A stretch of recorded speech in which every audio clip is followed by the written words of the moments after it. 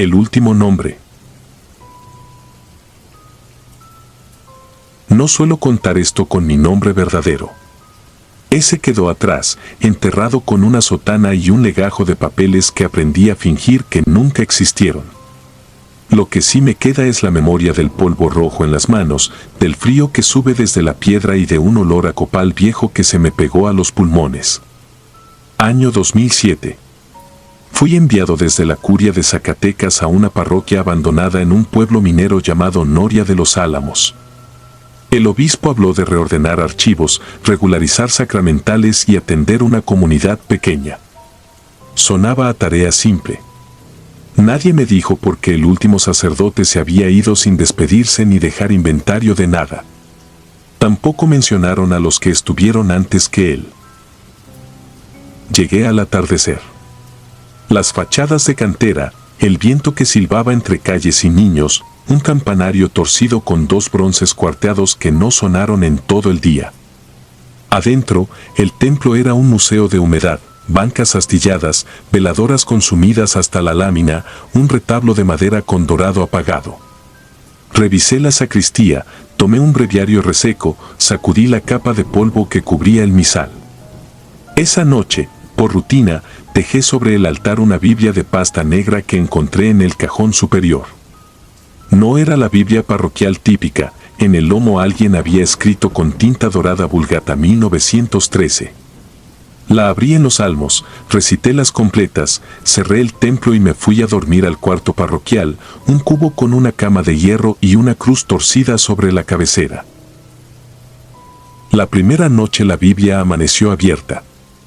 No era imposible, corrientes de aire, madera que cede. Lo extraño fue la página. En la hoja en blanco anterior al Génesis, alguien había escrito una línea con tinta espesa, casi pegajosa, como vino coagulando. Decía, P. Ignacio Cebreros. No conocía ese nombre. La tinta había penetrado la fibra del papel de un modo raro, como si no hubiera sido puesta la víspera, sino hace años, y aún así seguía húmeda al tacto. Cerré el libro sin dramatismos, me repetí que la imaginación hace trampas cuando uno llega a sitios con fama de silencio. Pasé el día con lo práctico, limpié la sacristía, busqué los registros para los sacramentos, hallé tomos de bautismos con fechas rotas, hojas arrancadas, anotaciones a lápiz con iniciales. La gente que se asomaba a la reja del atrio saludaba con cortesía y prisa. Pocos me cruzaron la mirada. Una mujer de trenza plateada me llevó tortillas envueltas en un trapo y no entró más allá del umbral. Que Dios lo acompañe, padre, dijo, y bajó la vista como si hubiera dicho algo indecoroso. La segunda noche fue peor. Había cerrado con doble vuelta y asegurado la Biblia en la sacristía. Al entrar al templo, la hallé otra vez en el centro del altar, abierta. El nombre escrito era otro, Perromán Vizcaíno. El trazo era igual de espeso, de un rojo casi negro. El papel no mostraba raspaduras, no había huellas de dedos. El silencio dentro del templo pesaba como una manta empapada. Me acerqué con una mezcla de vergüenza y enfado, tomé fotos con el teléfono, cerré de nuevo y la llevé al cuarto. La guardé en el armario y empujé un baúl delante de la puerta. Oré, sí, pero no supe a quién. Aquella madrugada soñé con túneles de mina. No bajaban en línea recta, serpenteaban como venas, y en cada recodo se escuchaban voces susurrando latines que no reconocí. Desperté con las manos entumidas por un frío que no venía de afuera.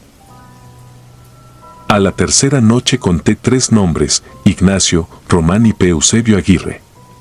En los archivos diocesanos llamé a una secretaria que conocía los legajos. Le dicté los nombres con calma forzada. Hubo un silencio tenso al otro lado. Padre, esos estuvieron en Noria. No hay actas de salida. Tampoco de defunción. Solo movimientos administrativos. Traslados que no se consumaron. Me pidió que no insistiera y colgó con una respiración que parecía más llanto que miedo. Decidí dejar de abrir la Biblia. La metí en una caja de lata, le coloqué un candado viejo y escondí la caja bajo unas casullas carcomidas. Cerré la sacristía con llave. Esa noche el campanario sonó por primera vez desde mi llegada, una sola campanada, seca, sin eco. En el cuarto, la lámpara parpadeó hasta apagarse. Oí pasos en el pasillo. No eran de goma, arrastraban suela dura, pausada. No era uno. Eran varios, a compás. Cuando abrí la puerta, el pasillo estaba vacío y el frío era más denso que el polvo. Fui al templo con el estómago encogido. La Biblia estaba nuevamente sobre el altar. El candado de la caja seguía cerrado, la llave en mi bolsillo. En la página, el rojo había escrito P. Eliseo Montiel. Sentí una punzada de náusea, no por el nombre, sino por el detalle debajo, un número romano, B, minúsculo, como marcando un orden. Desde el coro, un murmullo de voces bajó sin aire de pulmones. No articulaban palabras enteras, pero repetían ritmos de liturgia, tonos de kiria, cambios de tono como en un tantún ergo. Los bancos crujían como si alguien invisible se acomodara en ellos con hábito pesado. Pasé el día recorriendo el pueblo. Toqué puertas, pregunté por nombres con tono burocrático.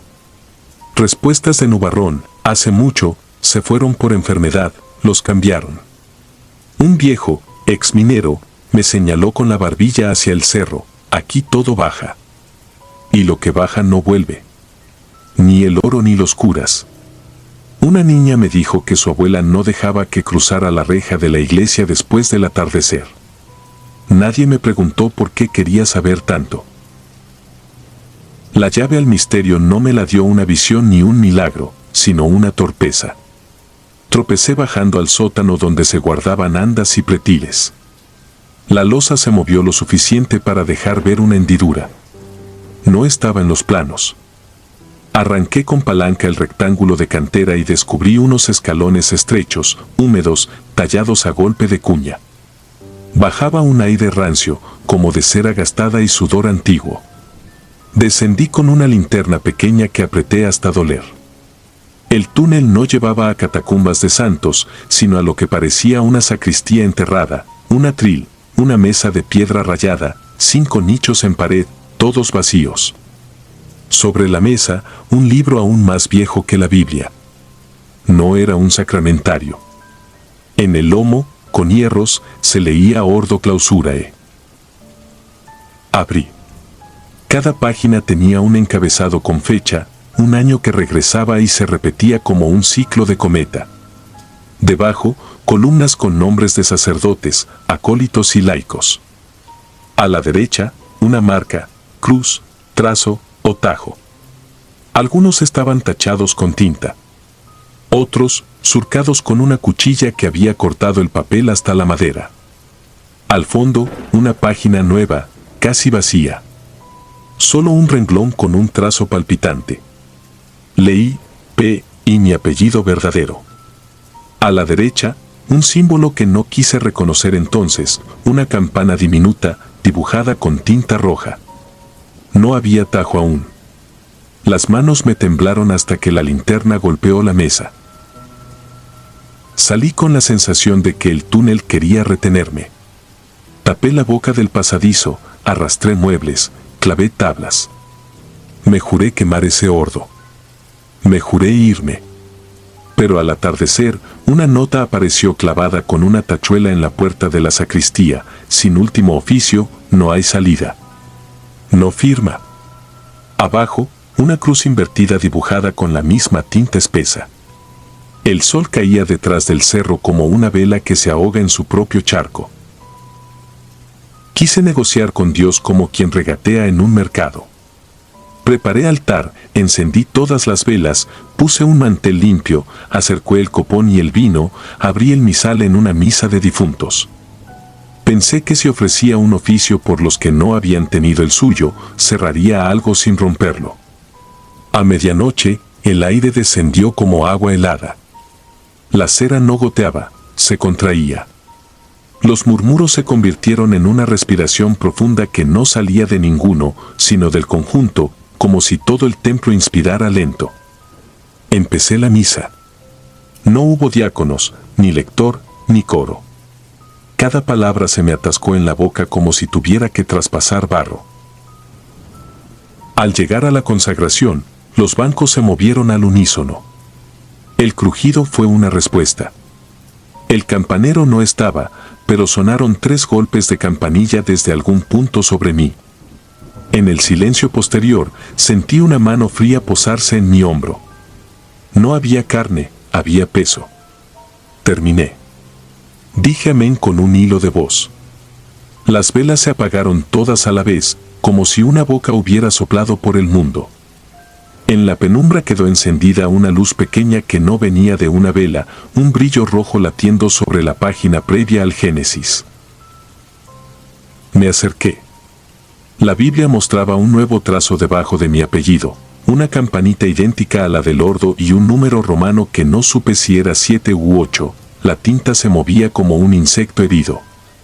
Apreté el crucifijo contra el pecho y bajé corriendo al sótano. No pensé en clavos ni tablones. Arranqué la losa y descendí casi de bruces. El ordo estaba abierto en la página final. Al lado de mi nombre, alguien había trazado media cruz, no completa. La campana dibujada tenía una grieta diminuta en el flanco. Desde arriba sonó la campana real del pueblo, la grande, no la de misa. Un tañido hondo, solitario, que en Oria solo se tocaba cuando moría un minero. Sentí que algo me partía en dos por dentro, como esa grieta pequeña. No había desenlace heroico que practicar, no había rito secreto que me enseñaran en el seminario. Intenté arrancar la página. La hoja se pegó a mis dedos, la tinta se me marcó en las yemas como quemadura. El papel no se dejó. Subí. Afuera, el viento había despertado, y con él, gente en ventanas entreabiertas. Nadie entró al atrio. Nadie pronunció una palabra. Alguien dejó en la reja un rosario de cuentas de vidrio opaco. Al día siguiente empaqué. Escribí una carta breve al obispo con frases en plural para no cargar con la primera persona, se recomienda clausura temporal, se advierte estado estructural comprometido, se sugiere reubicación de archivo. Nadie me detuvo cuando abordé el camión a la capital. Nadie preguntó por qué me iba sin despedida. A veces, en las noches de ciudad, un sonido me despierta. No es la alarma de un auto ni una sirena lejana, es un repique corto, metálico, como de campanilla de sacristía movida por una mano paciente. Entonces recuerdo el medio trazo de cruz junto a mi nombre. Recuerdo que la campana dibujada en el ordo tenía una grieta diminuta y que la de Noria, la de verdad, estaba cuarteada en el flanco norte. Y me digo que tal vez no fui el último, sino el siguiente. Que el círculo no se cierra, solo se aprieta. He cambiado de nombre y de oficio. No ejerzo. Nadie me pide misa ni consejo. Guardo en una caja de zapatos fotografías de aquella Biblia, de aquellos nombres que ya no quiero pronunciar en voz alta. De vez en cuando, al limpiar, encuentro en las yemas de los dedos una sombra rojiza que no se va con agua ni con jabón. Dicen que la tinta de archivo se fija mejor con el tiempo. Yo aprendí que hay tintas que fijan personas. Si algún día vuelvo a escuchar 3 golpes de campanilla en una casa donde no hay altar, no es porque alguien celebre misa en secreto, sino porque a mí me toca terminar lo que dejé a la mitad. El último nombre aún no está tachado. A veces creo oír cómo se escribe solo, con la parsimonia de una mano que lleva siglos practicando la misma caligrafía. Y aunque mantenga las luces prendidas, aunque duerma con el crucifijo bajo la almohada, siempre hay un instante antes del amanecer en que el olor a copal rancio me llena los pulmones y entiendo que el polvo rojo no era de cantera. Era de nosotros. Y todavía baja.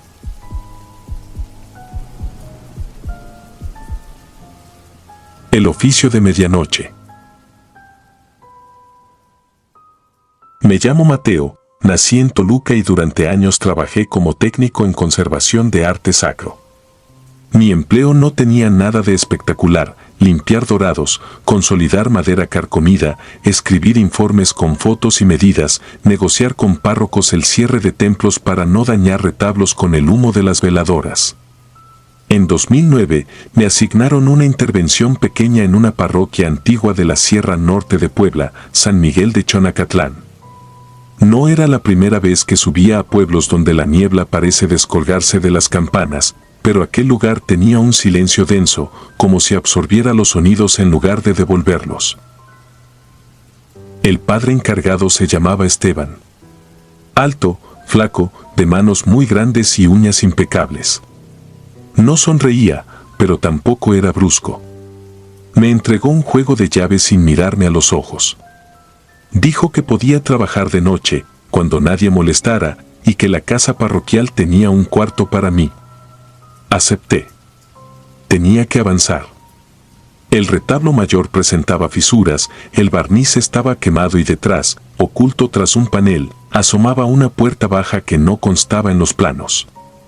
Fue el sacristán, un hombre ya viejo, quien me dijo sin decirlo que no era raro encontrar accesos tapiados en templos viejos.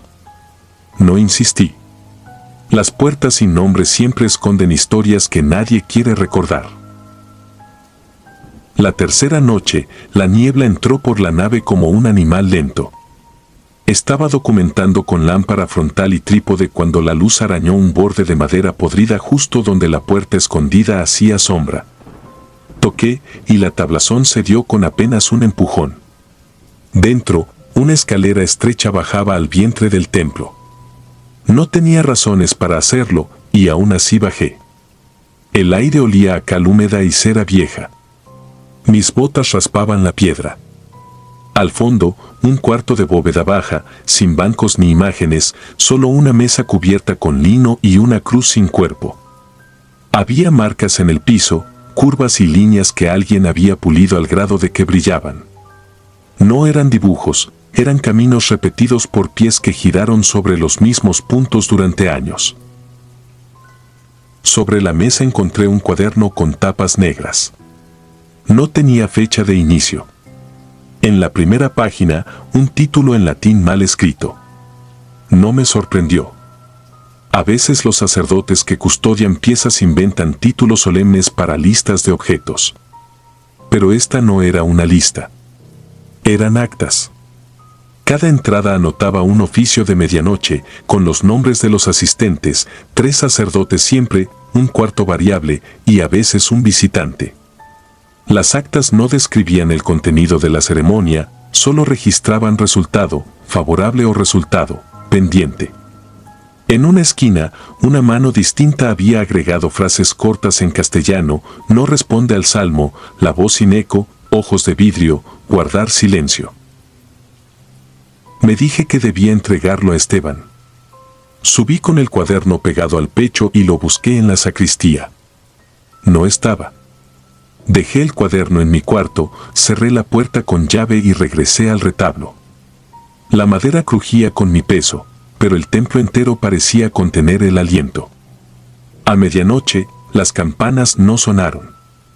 Aún así, escuché un golpe de metal en el patio. Al asomarme por la ventanilla alta vi sombras moviéndose en fila hacia la entrada lateral. 3 sotanas. Una cuarta figura con un abrigo largo.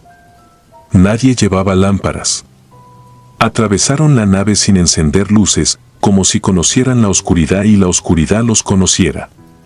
Desaparecieron por la puerta que yo había forzado. No dormí. Al amanecer, Esteban tocó a mi cuarto. Preguntó si había avanzado. Su voz sonaba como si hubiera pasado horas hablando. Le dije que sí.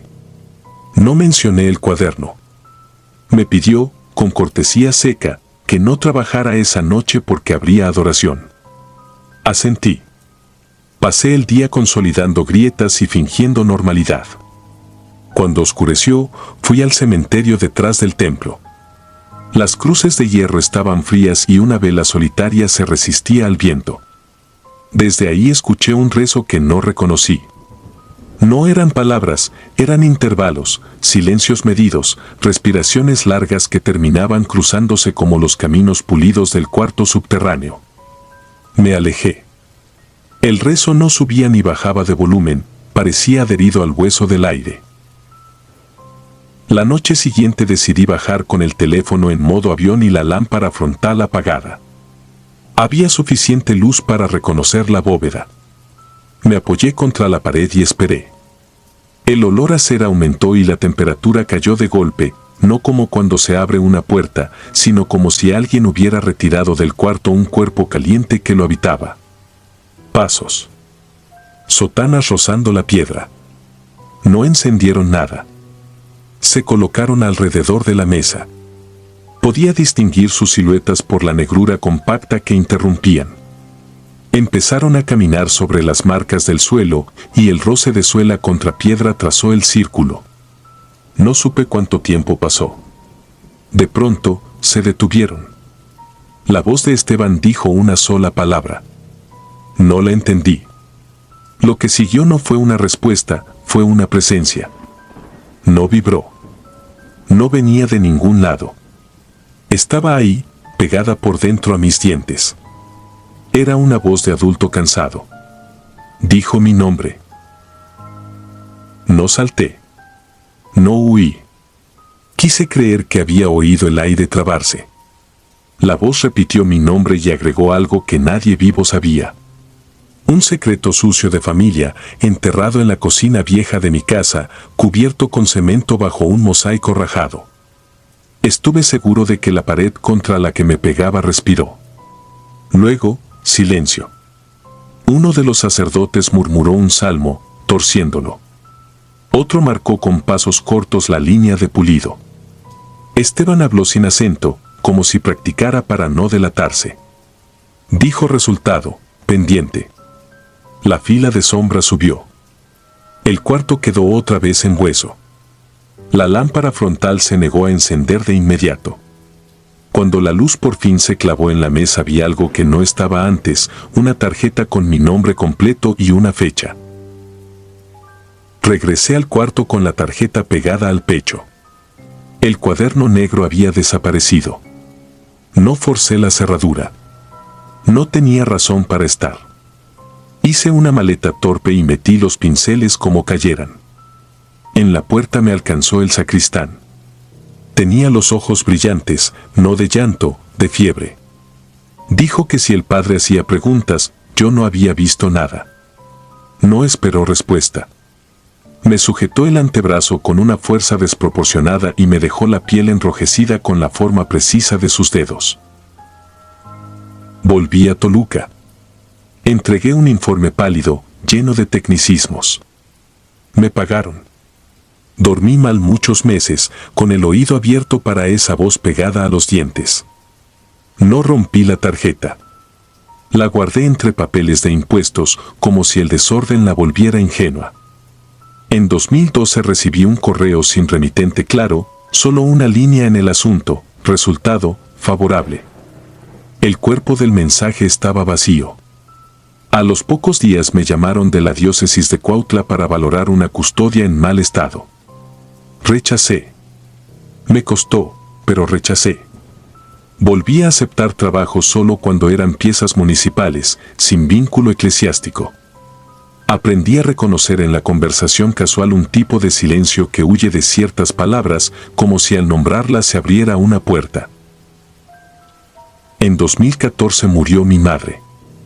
Al levantar el piso de la cocina para arreglar una fuga, el albañil encontró una losa con cemento distinto. Debajo, una caja de lata. Dentro, recortes de periódicos de los 70, una medalla de San Benito, 2 fotos de mi abuelo con sotana. Nunca supe que había sido sacerdote. En la contraportada de una de las fotos alguien había escrito un salmo con la misma caligrafía inclinada que yo había visto en el cuaderno negro. No se lo mostré a nadie. No era prueba de nada, pero tampoco era casualidad. Intenté olvidar. Cambié de ciudad. Me fui a Querétaro. Tenía una novia que ignoraba mis despertares con el corazón clavado en la garganta. En 2017, un cliente me pidió evaluar el estado de unas pinturas en el exconvento de San Gabriel, Cholula. Dije que no. 2 semanas después, la misma voz del email volvió, ahora como una carta impresa deslizada bajo mi puerta. Solo decía oficio, medianoche, sacristía. No había firma. La tinta olía a humedad. El papel estaba muy limpio. Podría decir que quemé la carta. No lo hice. La guardé con la tarjeta y la foto de mi abuelo. Empecé a notar que, al pasar junto a templos viejos, el aire alrededor de las puertas estaba unos grados más frío que el resto de la calle. No era sugestión. El cuerpo reconoce patrones. Empecé a caminar por otras aceras, a cambiar de ruta, a evitar las campanas. En 2019, en un viaje de trabajo, pasé cerca de la Sierra Norte. Decidí desviar el camino. Quise comprobar que había exagerado, que mi memoria había inventado sombras que nunca existieron. San Miguel de Chonacatlán seguía ahí, más descuidado, la pintura exterior cayéndose a escamas. La puerta lateral tenía una barra nueva. Toqué. Nadie respondió. Dentro, la luz era una sopa espesa. El retablo estaba peor. Me acerqué al panel trasero. La tablazón que yo había forzado estaba repuesta con madera más dura, alquitranada. No quise buscar herramientas. Apoyé la oreja. Del otro lado no había eco. Había respiración. No sé cuánto tiempo me quedé así, con la cabeza pegada a la puerta. No escuché sotanas ni salmos.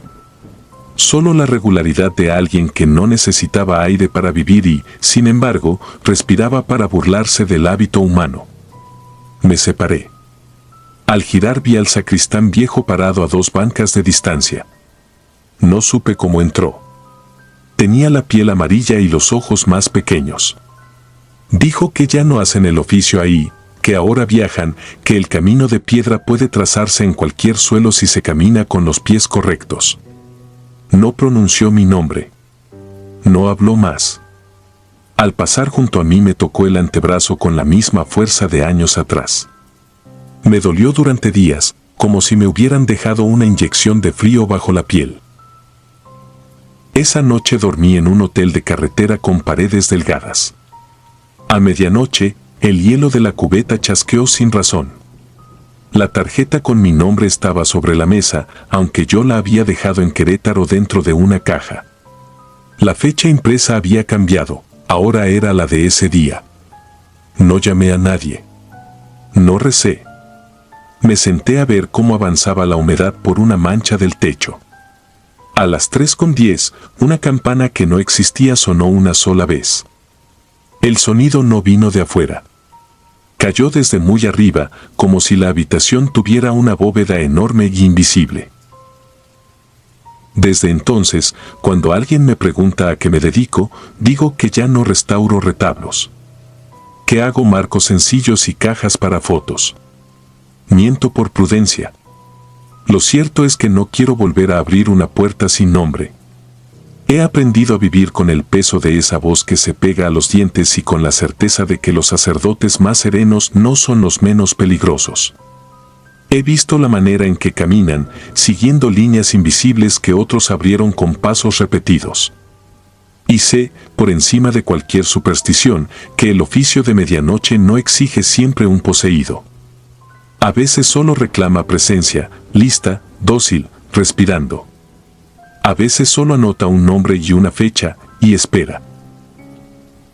Mi tarjeta sigue cambiando sola. No la toco. Está en un cajón, encima de la foto de mi abuelo. Cuando la luz baja a cierta hora, la tinta se humedece, como si acabaran de escribir. No lo digo por dramatismo. No busco convencer a nadie. Cuento esto para explicarme por qué evito plazas con templos, por qué me detengo en las esquinas cuando escucho un golpecito de metal en patios donde no hay campanas, por qué me sudan las manos cuando una puerta no tiene título. Si un día desaparezco sin dejar mensaje, si un vecino recuerda que me vio salir sin equipaje a la medianoche, no busquen testigos ni cámaras. Busquen debajo de los retablos, en la parte que no aparece en los planos. Ahí donde las líneas del suelo ya brillan. Ahí donde la voz no tiene eco porque no necesita resbalar por el aire. El resultado, me temo, ya es favorable.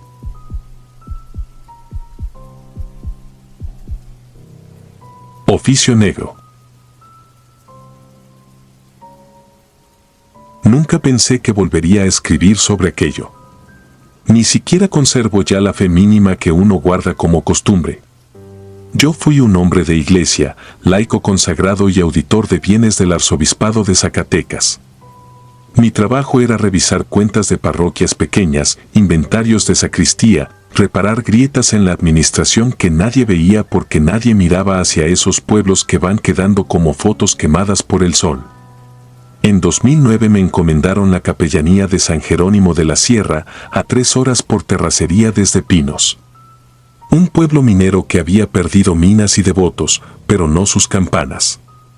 Tocaban solas algunos atardeceres, me dijeron, como si alguien ensayara para una misa a la que nadie acudía. Llegué una tarde de octubre. Las casas, de piedra y adobe, parecían habitadas por su propio polvo. La parroquia se levantaba en lo alto, con una torre sin cruz y una verja de hierro con flores de herrumbre. Me recibió el sacristán, un hombre pequeño al que todos llamaban Don Lino. Me ofreció agua tibia y pan duro. El cura, el padre Urrutia, estaba ausente, según él, atendiendo asuntos en la comunidad vecina. Yo venía a revisar los libros y el inventario, a comprobar que las fincas de la parroquia no hubieran pasado de mano en mano sin permiso del arzobispo. Papeles, sellos, firmas. Nada que asuste a nadie. Pero el aire del templo tenía ese olor dulzón del copal mal apagado y algo parecido al hierro, como si en alguna parte hubiera sangre seca que no era de altar ni de accidente. El primer día repasé partidas de bautismos atrasadas, diezmos que llegaban y se quedaban en algún bolsillo intermedio. Lo normal. Don Lino insistió en que la llave de la sacristía antigua la tenía solo el padre. En el libro de defunciones encontré páginas arrancadas entre 2003 y 2005. En el margen, una nota con letra apretada, se transcriben a registro mayor de capilla anexa. No había capilla anexa. Caminé el patio buscando cimientos viejos. Detrás del ábside había una puerta tapiada con ladrillo nuevo. Nadie repara con esmero una puerta sin querer que permanezca cerrada. El padre Urrutia llegó entrada la noche. No era viejo, pero su rostro parecía de cera recalentada, con esa brillosidad que delata fiebre o cansancio extremo. Me habló poco, con frases cortas sobre obediencia, sobre no retrasar la revisión. Me ofreció dormir en el cuarto de huéspedes junto al campanario. En el silencio apenas se oían chicharras y, a ratos, un murmullo que no supe ubicar. No salía de las casas. Venía de los muros, del suelo mismo. Pensé en tuberías, en viento atravesando huecos. Cerré la ventana. El murmullo siguió, como si una garganta pronunciara sílabas demasiado juntas para ser idioma. El segundo día revisé el inventario de objetos sagrados. Faltaban custodias menores, 2 cálices, un misal del siglo XIX cuyo registro aparecía con la anotación prestado. Nadie presta un misal antiguo a un pueblo que ya no tiene escuela. En los ingresos aparecían donativos extraordinarios cada 6 semanas, siempre en efectivo y firmados con el mismo trazo, una sola inicial, una P manuscrita con trazo doble. Pregunté. Nadie sabía quién era P. En el libro de visitas pastorales hallé un recibo suelto, humedecido por el tiempo, fechado en 2004. Al reverso, escrito a lápiz, un fragmento en latín mal copiado, ut silere facias quod clamitat. Que hagas callar lo que clama. Lo leí 2 veces porque reconocí el tono, más que la gramática. No era de misa. Era de algo que se pide en la oscuridad. Esa tarde, mientras inspeccionaba la torre, escuché las campanas. Repicaban sin ritmo, golpes torpes, como si una mano insegura buscara una secuencia que solo ella conocía. Apreté la escalera. Encontré la cuerda fija, inmóvil. El sonido provenía de arriba, pero la campana no vibraba. Era un repique sin objeto. Me temblaron las piernas con la certeza de que el oído a veces comete crueldades. Bajé despacio, sin mirar los ventanales por miedo a ver una forma donde no la había. Al llegar al atrio, el murmullo volvió a ese volumen que parece pensamiento propio. Sentí que alguien deslizaba un dedo húmedo por mi nuca. No había viento. Esa noche no pude dormir. Me quedé sentado, calzado, con un rosario que no rezaba desde hacía años. A medianoche, la puerta del cuarto vibró como si del otro lado un niño apoyara la frente buscando calor. Me acerqué. Nadie. En el pasillo, una sombra corta cruzó hacia la sacristía. No camina así una sombra. La seguí sin uñas, con la respiración contenida hasta el dolor. La puerta de la sacristía nueva estaba abierta. Dentro, el olor a cera y hojas húmedas era más fuerte. Sobre la mesa de madera, envuelto en lino, reposaba un misal con esquinas de metal negro. Lo abrí. Donde debían estar las oraciones se mezclaban antífonas con frases que no pertenecían a ningún rito. Reconocí el nombre de San Cipriano andando por los márgenes, intercalado con nombres de pueblos de la sierra. Al final, una página con un dibujo a tinta, una llave atravesando una boca. Y, abajo, la P en ese trazo doble. El tercer día fui a la alcaldía. Quería padrones antiguos, saber si entre 2003 y 2005 habían desaparecido personas. El encargado me miró como se mira a quien viene a levantar polvo de muertos. Dijo que no, que el pueblo se iba por hambre y por carretera, que los que faltaban estaban en Monterrey o en Estados Unidos. Mientras hablaba, pude ver en la pared una foto de la fiesta patronal de 2004. El padre Urrutia sonreía con labios apretados. Junto a él, un sacerdote más viejo sostenía el estandarte. Lo reconocí por una cicatriz en la sien, el padre Melitón, retirado, famoso por su mano firme en los seminarios. En el borde de la foto, a lápiz, alguien había escrito misa de difuntos adelantada. No era chiste de pueblo. Era una marca. Volví a la parroquia al atardecer. No encontré a don Lino. El templo, con sus bancos alineados como huesos, exhalaba frialdad. De la puerta tapiada, detrás del ábside, surgía ahora un hilo de aire más frío todavía, como si una linterna respirara al otro lado. Puse la mano en el ladrillo nuevo. Vibraba. El padre apareció a mis espaldas. Dijo que había obras pendientes. Que no me inquietara. Que pronto terminaría mi trabajo. No era amenaza ni consuelo. Era un parte.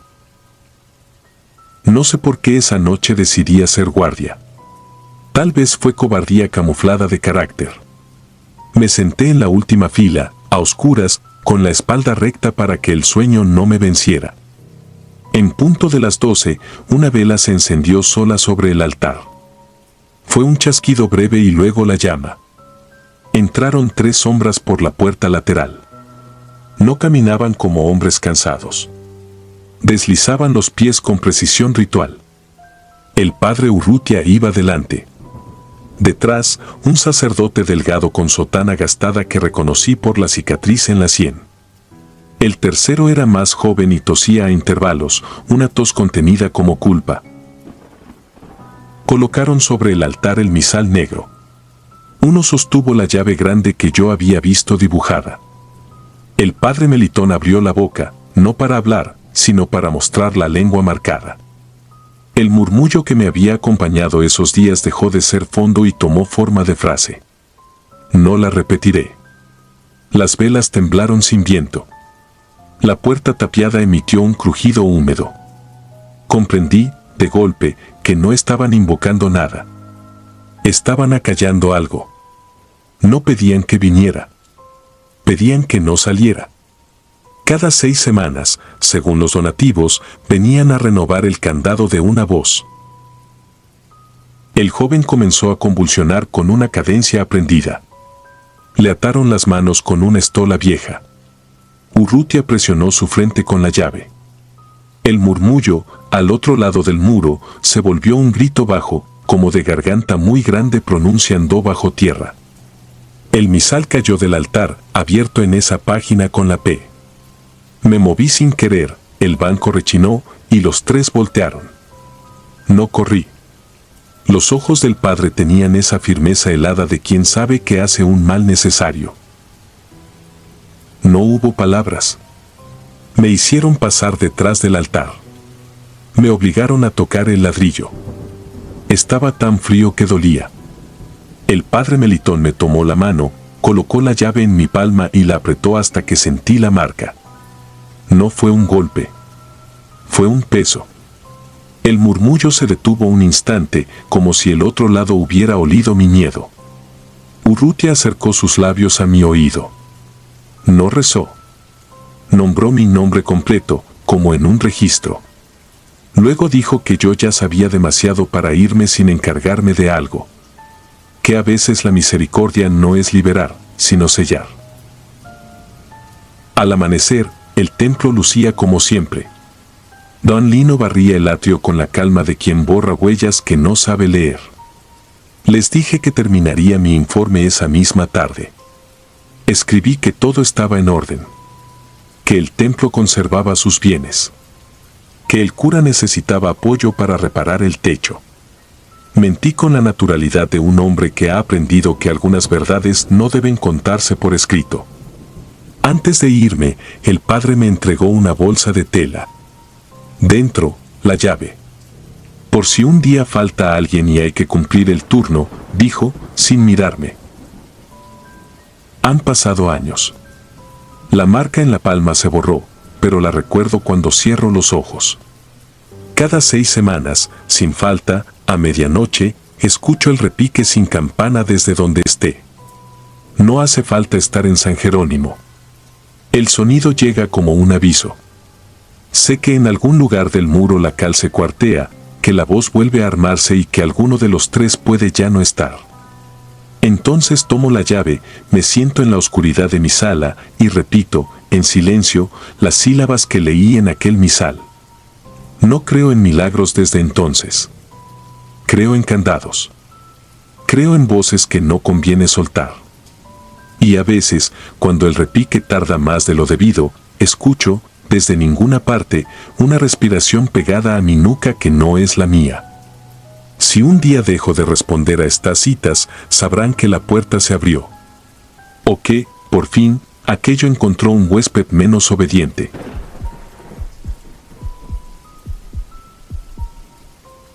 Penitencia sellada. No soy ingenuo. He servido a la iglesia desde antes de que mis manos tuviesen estas manchas persistentes de aceite de crisma. He visto lo que la mayoría niega para conservar la cordura, cuerpos que se curvan contra su anatomía, murmuraciones en idiomas extintos, casas donde el agua bendita hierve como si algo respirara debajo. Aún así, lo que conocí en la parroquia de San Jerónimo, en un pueblo minero de Zacatecas en 1998, es la única experiencia que todavía me obliga a rezar con la luz encendida. Me enviaron con una solicitud ambigua, ruido sin causa aparente en la sacristía, velas que se consumían a una velocidad imposible, una sensación de opresión que volvía a los feligreses hoscos y silenciosos. El párroco, un hombre robusto llamado Esteban, me recibió con ese alivio que no es cortesía, sino necesidad. Dijo que todo había empezado unos meses atrás, cuando repararon el techo, al retirar tablas carcomidas, encontraron, oculto entre las vigas, un paquetito envuelto en lino con manchas marrones. Dentro, medallas rotas, un rosario incompleto y una llave oxidada. La iglesia era de piedra, sobria, levantada en el siglo XVIII con manos que conocían la cantera y el hambre. Desde la entrada sentí el aire espeso, con ese olor a humedad que no es solamente agua detenida, sino tiempo estancado. El retablo brillaba bajo la luz de las velas nuevas, pero la sacristía parecía tragarse el resplandor a pocos pasos. Al cruzar su umbral, el piso de mosaico emitió un crujido leve, como si debajo hubiese algo hueco. A la izquierda estaba el armario de ornamentos. Al fondo, un confesionario antiguo, de madera negra gastada, con tallas casi borradas. No destacaba por grandeza, sino por una cualidad más simple, parecía no pertenecer al resto. No me hablaron de él al principio. Noté que Esteban evitaba mirarlo. Tenía el quicio marcado con trazos finos, no eran rayones de termitas ni caprichos del tiempo. Eran signos. Letras latinas trazadas con mano firme, pero raspadas a medias como quien se arrepiente tarde. En el canto superior, justo donde la carpintería hace una cornisa, permanecía un hilo de cera petrificada, tanto que parecía parte de la madera. Pasé la yema del dedo y sentí el borde frío del sello. No quise romperlo. No aún. Hice lo básico. Oración, agua bendita en las esquinas, un recorrido lento y atento con el hisopo. Cada punto recibió su signo de cruz. En el confesionario, al acercarme, noté que no tenía la ranura para escuchar. La celosía estaba cubierta desde adentro. Toqué la madera con los nudillos. Respondieron 3 golpes secos desde las entrañas del cajón. No era eco de mis propios dedos. Lo supe por la sincronía, mis golpes habían muerto y estos llegaron después, con un ritmo que no imitaba, sino replicaba una voluntad distinta. Esa noche me alojé en la casa parroquial, pared con la sacristía. El bullicio del pueblo desapareció pronto. En el silencio, la iglesia empezó a moverse. Sonidos de madera que se dilata, gotas dentro de tuberías viejas, sí, pero también algo más selectivo, casi racional, pasos que no cruzaban el templo, sino que bordeaban el umbral de la sacristía sin entrar. A medianoche, el aire cambió. Un olor a hierro fresco, como sangre que no he visto, me tomó la garganta. Escuché entonces una respiración que no venía de un pecho, sino de un hueco.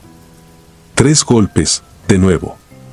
Y una frase susurrada como si se formara en el oído más que en el ambiente: «Noli me relinquere». No me abandones. Por la mañana fui a los archivos. El cuarto estaba encima del bautisterio, cajas apiladas, papeles atados con cordel. Le pedí al sacristán, un hombre enjuto de manos temblorosas, las actas antiguas. Tardó en hallar los legajos atados con cuero. Entre cartas de hacendados y censos de almas, apareció un cuaderno en mal estado, fechado en 1761. El escribano era meticuloso. Anotó un incendio leve en una capilla lateral, la compra de casullas, el arreglo de un órgano. En las últimas páginas, la letra cambió, apretada, nerviosa, con tachones. Hablaba de un sacerdote, el padre Severiano, llegado de otro obispado con fervor extraño. Decían que imponía penitencias fuera de toda prudencia a quienes confesaban pecados que él llamaba de raíz. Se relataba su costumbre de celebrar un oficio a medianoche en la sacristía, sin monaguillos, sin testigos, con el confesionario como altar. La palabra oficio estaba raspada y en su lugar, con tinta más reciente, alguien escribió negro. El cuaderno terminaba mal. Una anotación corta, sin fecha exacta, se le amuralla para su corrección. Se sella el mueble. No abrir. Habían convertido el confesionario en prisión. No por justicia ordinaria, sino por una teología deformada que confunde disciplina con crueldad. No había más. Cerré el cuaderno y noté que mis dedos habían dejado un rastro de polvo más oscuro que el resto. Como si el papel sudara.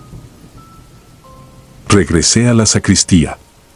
El confesionario parecía haber retrocedido 1 centímetro, no por movimiento visible, sino por esa ilusión de perspectiva que deja la madera cuando absorbe humedad.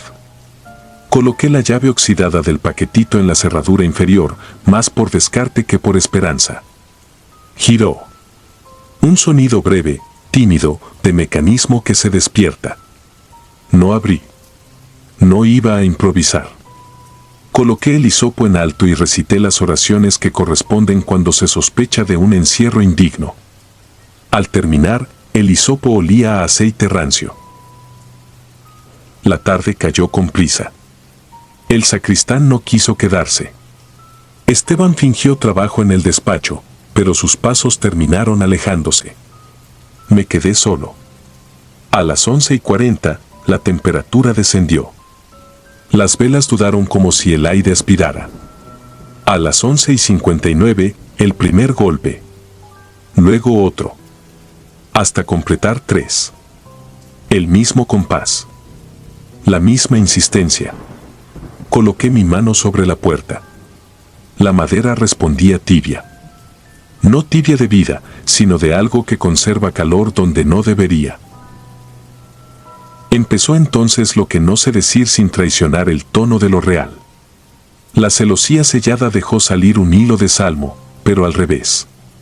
No sonaba demoníaco ni grotesco, sonaba a hombre viejo, a garganta con polvo, repitiendo lo último que sabe repetir para seguir siendo alguien. Palabras latinas sin fuerza, pero con ritmo. Entendí una frase suelta, promé, por mí. No había súplica abierta. Era un ruego de quien nunca supo pedir de frente. Tal vez ni ahora. Retiré la mano. Sentí 4 surcos en la piel, sin sangre, como marcas de dedos ajenos que no aprietan sino se adhieren. El dolor vino tarde. Puse la llave de nuevo y la retiré sin girar. No me correspondía abrir. Mi oficio no es el de romper sellos antiguos sin mandato.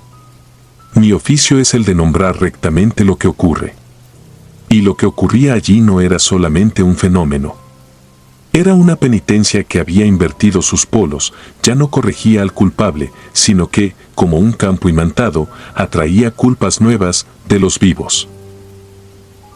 Volví a la casa parroquial y escribí un informe que desaconsejaba toda manipulación del mueble, recomendaba una clausura litúrgica y la celebración de misas por el alma de los sacerdotes anónimos que allí hubiesen actuado, no para liberarlos, sino para liberar el espacio del sentido torcido que los sujetaba. Dormí a ratos. A las 3:12, alguien se arrodilló al otro lado de mi pared. No hubo pasos previos ni crujidos. Solo el sonido exacto de rodillas con sotana rozando piedra. Después, un llanto obstinado, sin lágrimas, un ruido bronco que no pedía perdón ni justicia, apenas continuidad. A la mañana siguiente, revisé el piso de la sacristía. Golpeé con los nudillos, escuchando vacíos. Frente al confesionario, el mosaico devolvía un sonido distinto.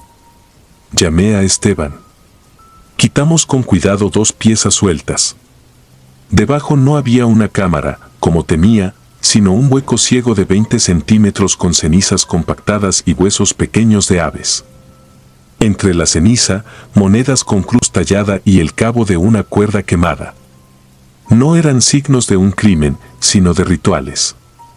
La cuerda olía a grasa animal.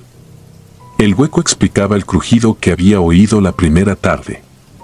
No explicaba lo otro. Sellamos el piso de nuevo. Celebramos una misa simple. Yo no esperé un prodigio. Tampoco lo hubo. Pero a partir de esa tarde, el aire dejó de oler a hierro.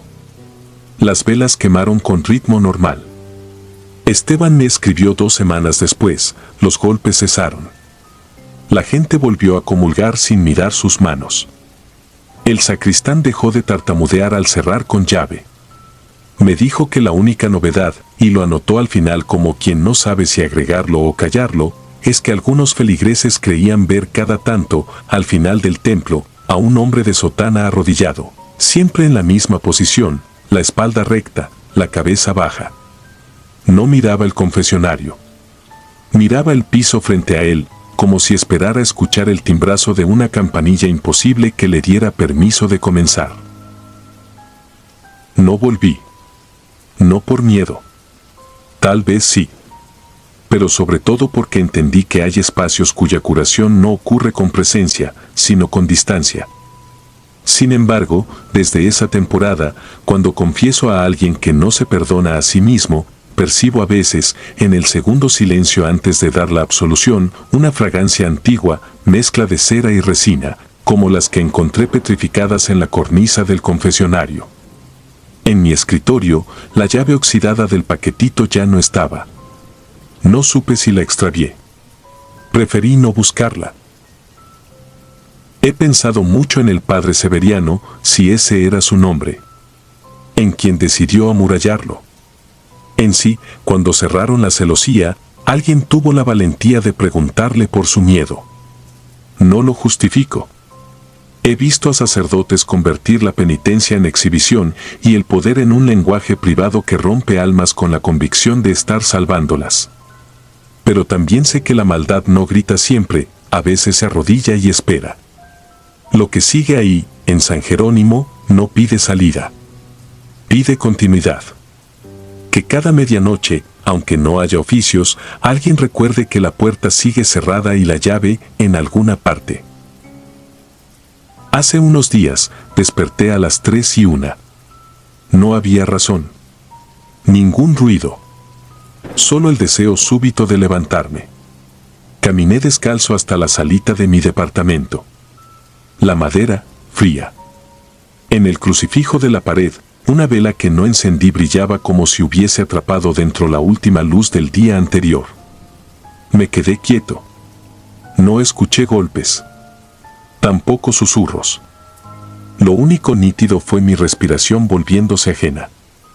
En el borde inferior de la puerta, sobre el barniz, 4 marcas nuevas dibujaban el gesto de una mano cansada. Pasé el dedo. No sangré. No dolió.